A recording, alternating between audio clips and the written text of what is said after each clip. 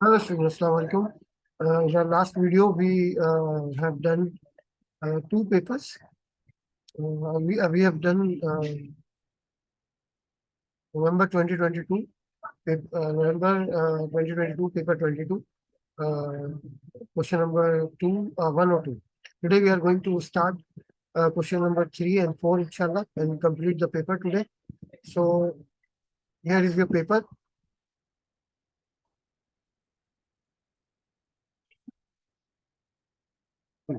This is your paper. Okay. And we have done question number 1.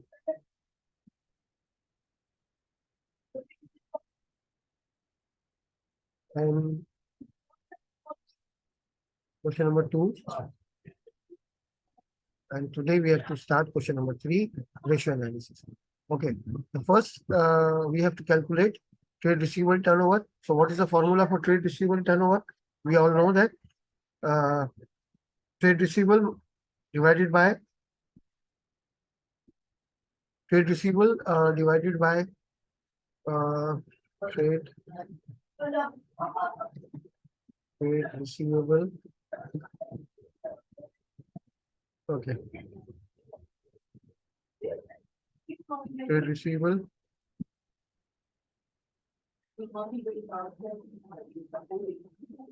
divided by net credit sales. Okay, multiply by 365. This is the formula. Okay. So now we have to calculate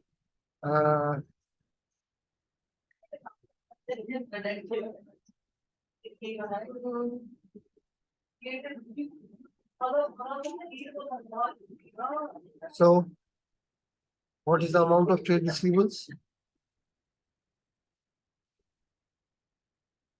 19,800. 19,800 is the total amount of receivable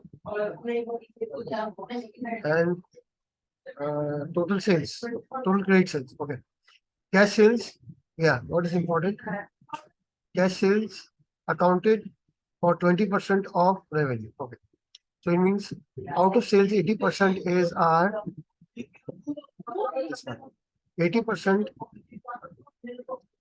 80% is our credit sales. So 292 000 multiplied by 80%. So that would be 390,000 multiplied by 233,600. Okay.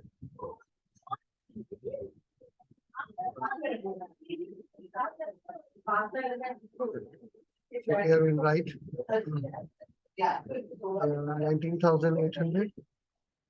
Okay. Divided by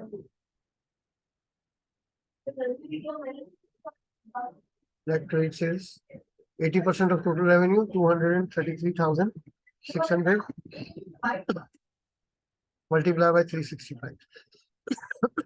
Multiply by 365. And the answer is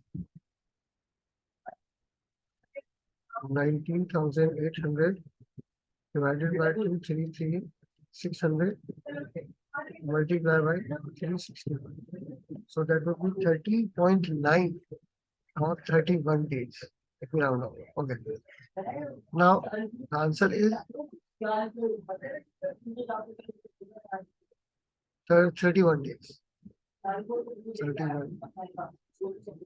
Now trade payables turnover. Trade payables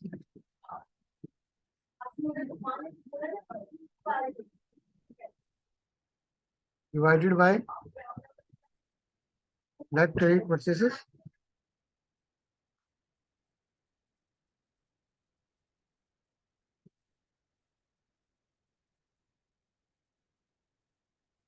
Multiply by 365. Multiply by 365. Okay, so what is the amount of trade payables we have? We will go to the question.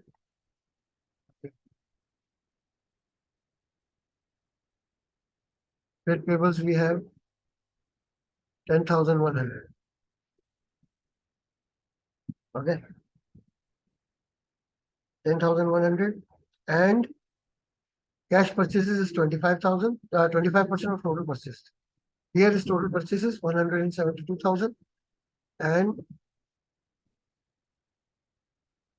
we have to calculate 75% of total purchases as credit purchases. So, coming back to the answer, trade, now trade payable, 10,100, 10,100, 10,100, okay.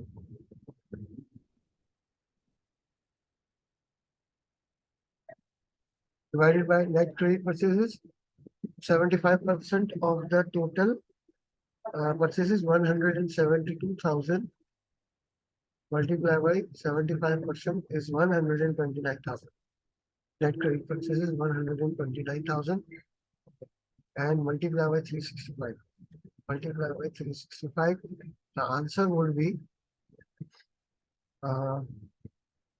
10,100 divided by 129,000 multiplied by 365.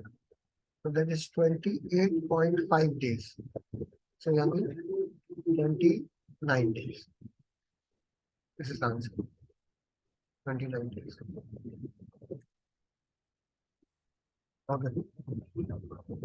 Done. Then current ratio. Current ratio formula is current assets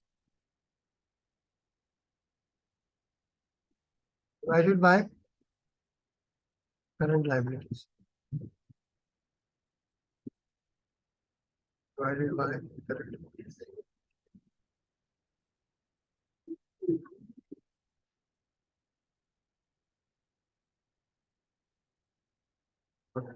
Now total current assets, we have to go to the question again and we have to calculate current assets. Okay. What are the current assets we have? Cash in hand, closing inventory, okay. Then other receivables and trade receivables. These are current assets available. Okay, so calculate how much? 650 plus 64,800 plus 080 plus 19,800. 91,330 total current assets. So we'll report over here 91,330.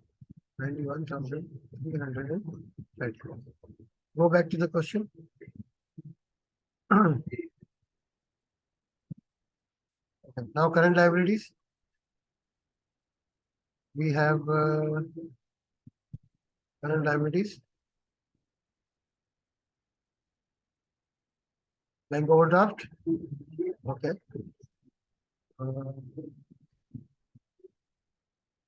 Other payables. And so 9430 plus 4340 plus 10,100. 23,870 and 23,870.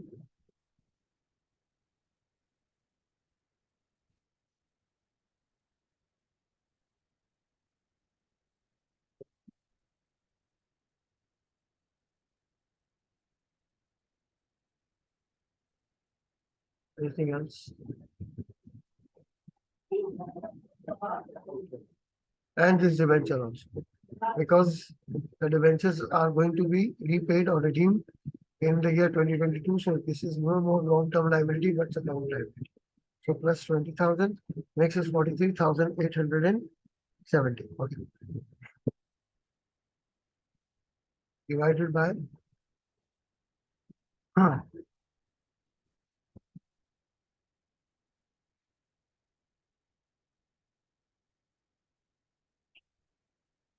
divided by 43,870. So the answer would be 91330, 91330 divided by 43,870.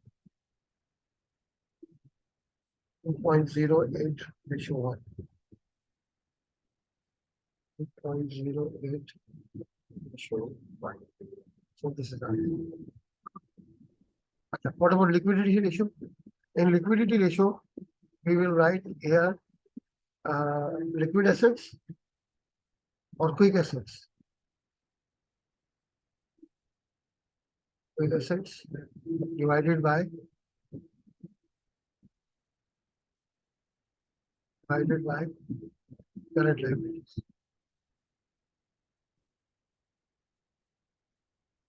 Divided by current liabilities.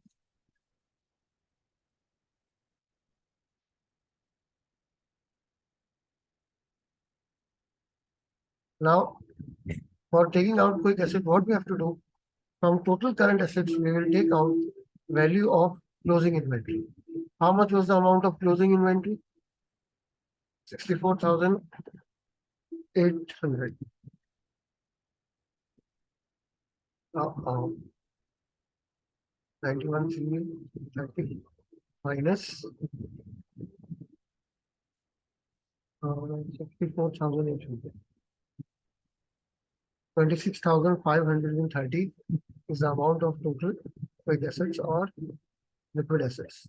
26,530. Okay. Divided by current liabilities would remain same, 43,870.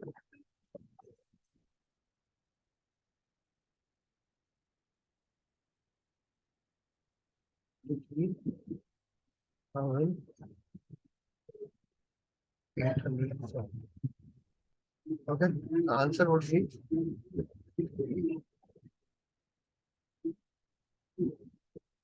26,530 divided by 43,870. 0.60 ratio 1.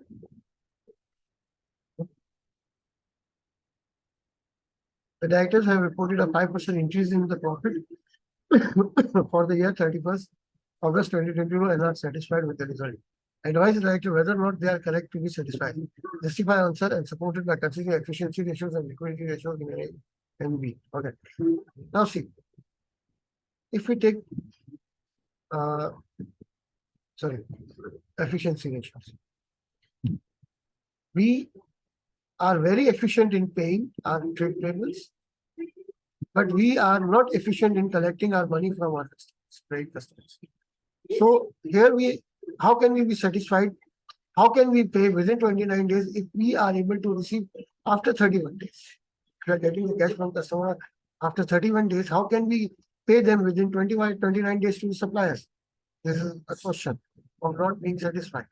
And the thing is, current ratio 2:1 is satisfactory. But quick ratio, the satisfactory level is 1:1. Always remember, current ratio satisfactory level is 1:1. It means if we take out inventory from the current assets and we make it a quick asset, we don't have enough money to pay our liability. Are you getting my point clear?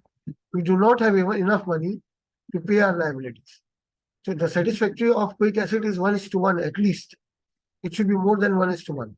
But we are 0.60:1. How can we be able to pay our liabilities when we do not have enough cash and equivalents? Achha.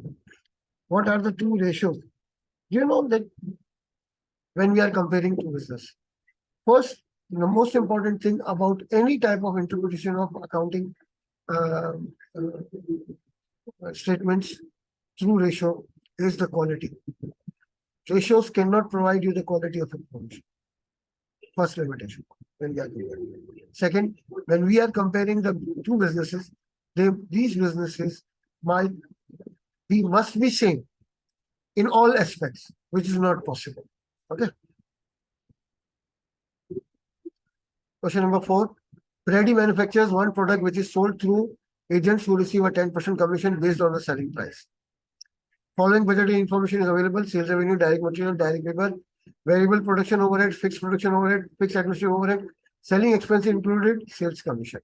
All selling expenses with the exception of sales commission are fixed. Sales commission is variable cost. Okay. Now we have to calculate budgeted contribution. Okay. Now for budgeted contribution, what we have to do? We have to add all variable costs. Okay. So what are the total variable costs? Total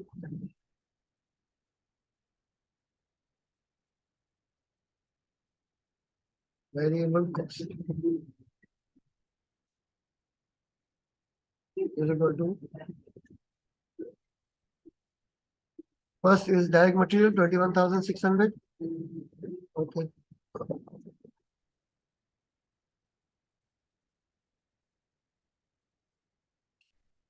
Plus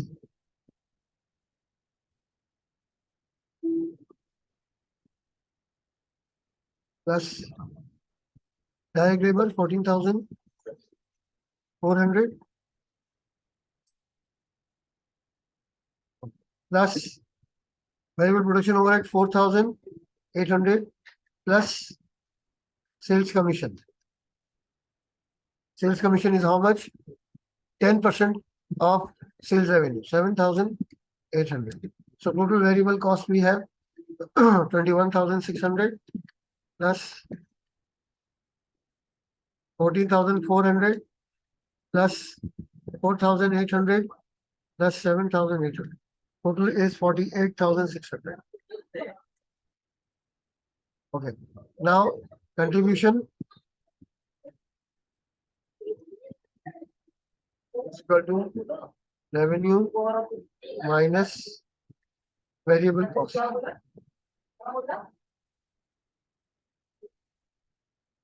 Okay.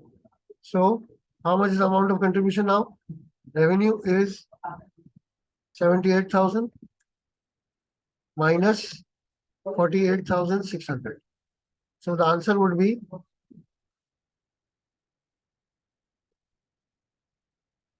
78,000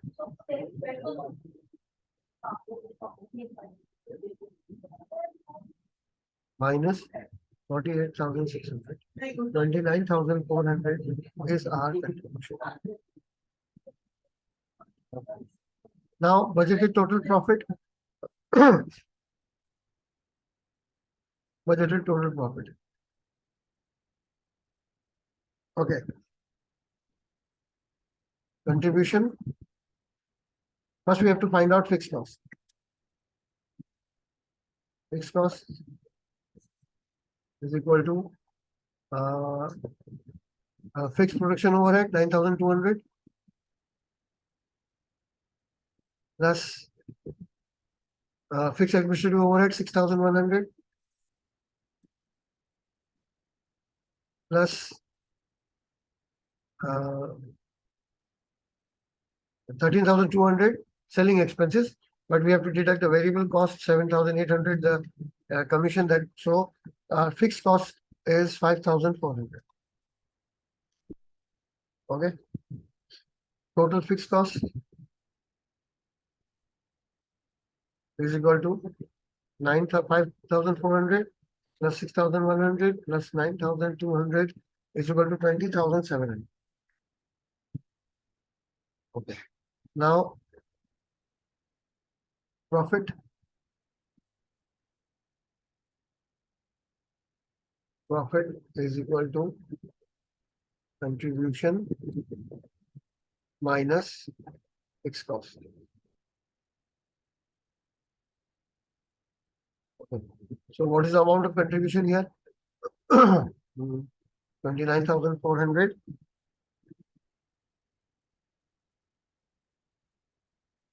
29,400 minus fixed cost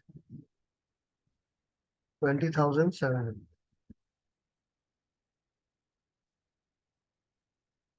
So we'll get answer over here is equal to minus 8,700. reference profit. Break-even points in unit. Okay. First, we have to calculate contribution per unit. Contribution per unit is equal to contribution divided by units produced. So, contribution per unit would be how much? The contribution was 29,400 divided by unit produced 12,000. 29,400 divided by 12,000. Contribution per unit is equal to $2.45. Okay. Now break even. Break even. Break even point is equal to fixed cost divided by contribution per unit.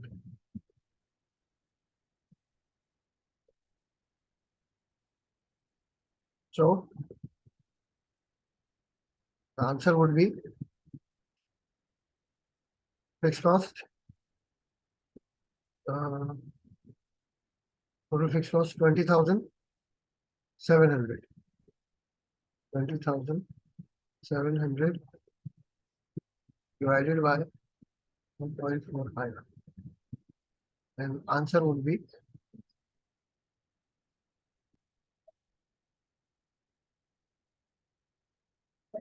20,700 divided by 8,448.9. So it means we can now 8,449 units. Break even in units. Got it? Okay.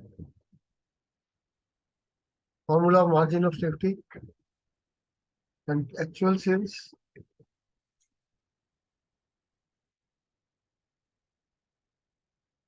minus break-even sales. Done. Okay. Brady has a monthly target profit of 10,800. How many units Brady would have to sell in December 20 to achieve the target? So what we have to do, if we divide 10,800, okay, target profit divided by contribution per unit.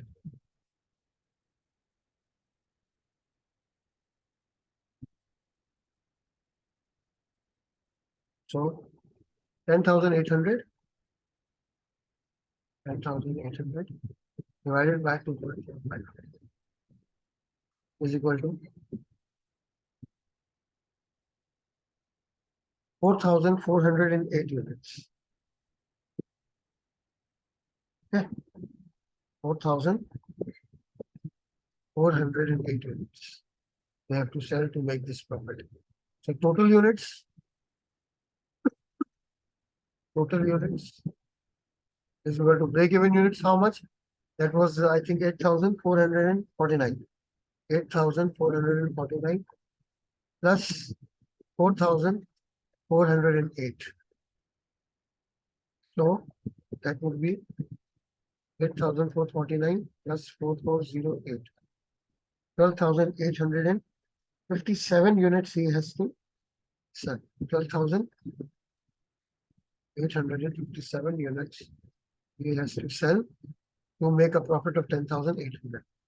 Okay, 8,449 units he has to sell for break even, and 4,408 he has to sell for the target profit. Okay. Now, Brady is aware that he needs to make changes in order to achieve his monthly target profit, and he is proposing the following: improve the specification of the product, increase the selling price by $0.3. Okay. The new material will increase the direct material price by $0.4 per unit. Okay. Reduce the direct labor by 5% per unit. Okay.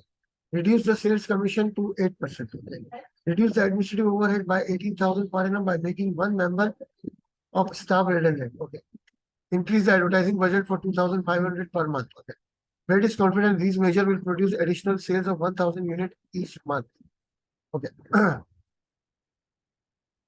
We have to prepare a budgeted marginal cost statement for December 20. Brady makes the proposed changes. Okay. Now, if we read the question again, he was planning to sell 12,000 units first. If he brings the changes, he would be able to sell 1,000 more units than the budgeted. So it means 13,000 units he has to sell. But selling price is going to increase.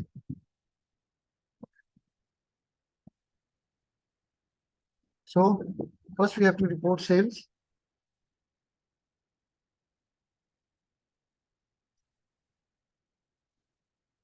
Sales revenue for 13,000 units. 13,000 units multiplied by what? Okay. So first we'll go back and we'll find out.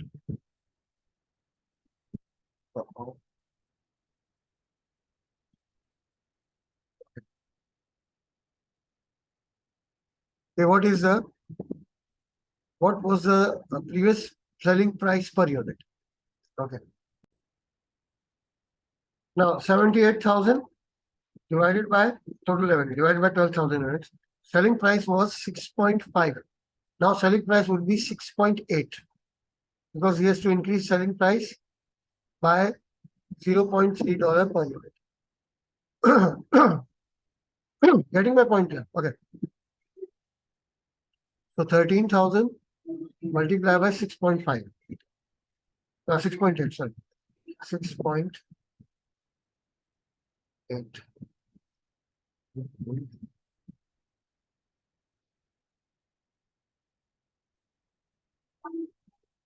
Revenue would be how much?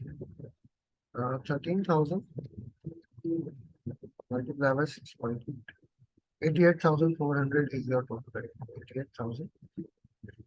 $88,400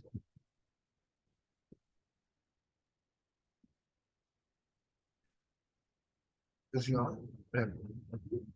Now come to variable cost.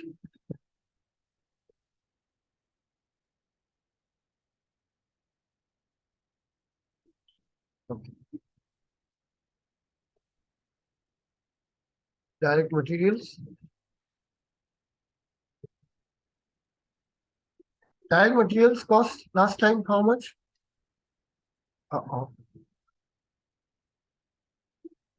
21,600 divided by 12,000 units.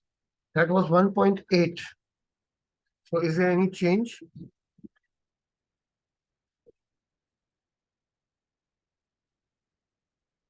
Direct material price will increase by 0.4. Okay, 1.8 plus 0.4, 2.2. Okay, so direct material cost.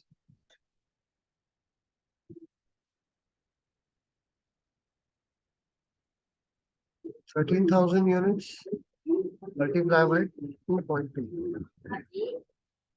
So that would be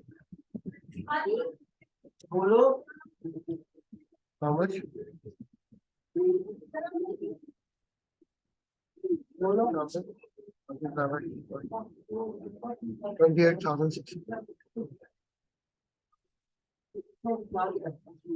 Now come to direct labor.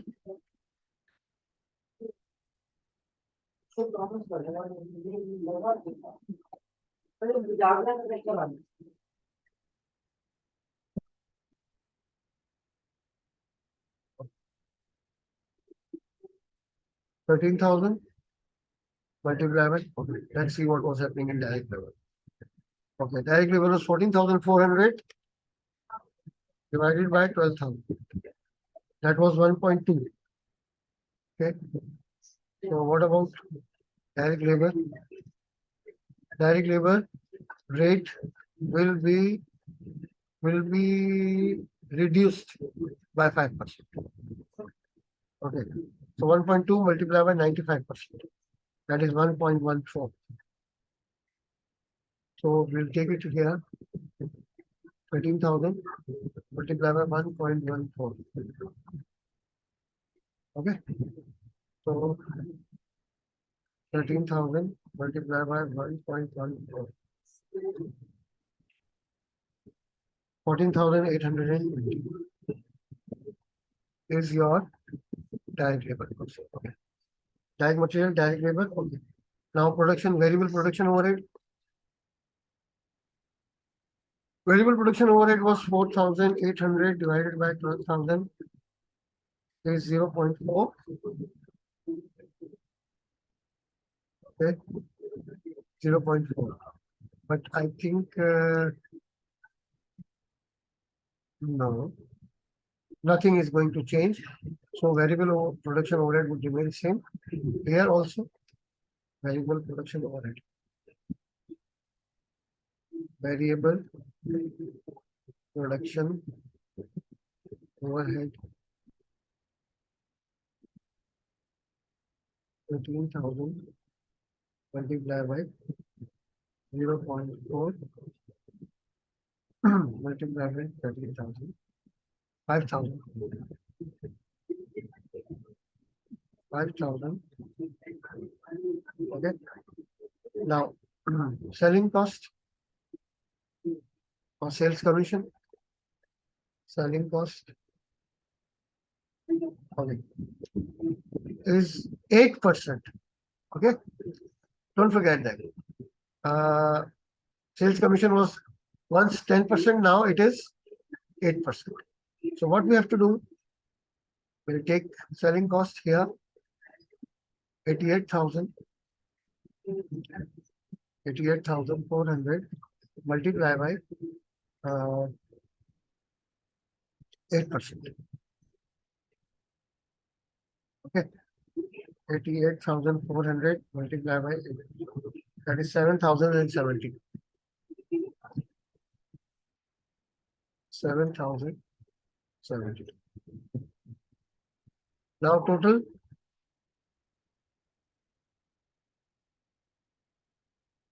The total variable cost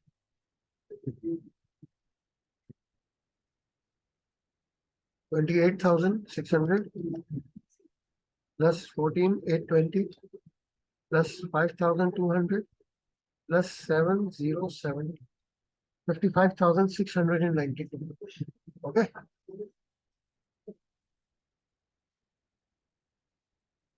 $55,692. Okay. So contribution would be how much? Sales revenue minus variable cost 88,400.